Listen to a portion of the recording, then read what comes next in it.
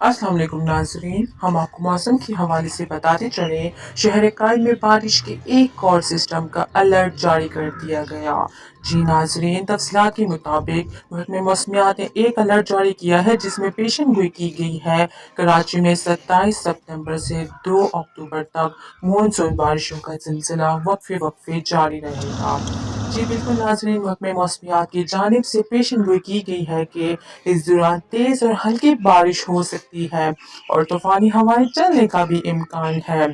सूबे के महकमे मौसमियात ने मीरपुर खास, बदीन, थर पारकर, ठट्टा, शहीद बेनज़ीर आबाद, ठंडू, मोहम्मद खान और मच्छी के अलावा हैदराबाद में भी बारिशों की पेशन गोई की है, जबकि कलात, खसदार और लसबेला में 28 सितंबर से बारिशें शुरू होने का इम्कान है।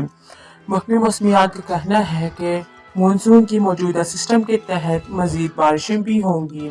मूसलाधार बारिश के बायस कराची, हैदराबाद, ठट्टा और मदीन में अर्बन फ्लडिंग का खतरा भी हो सकता है।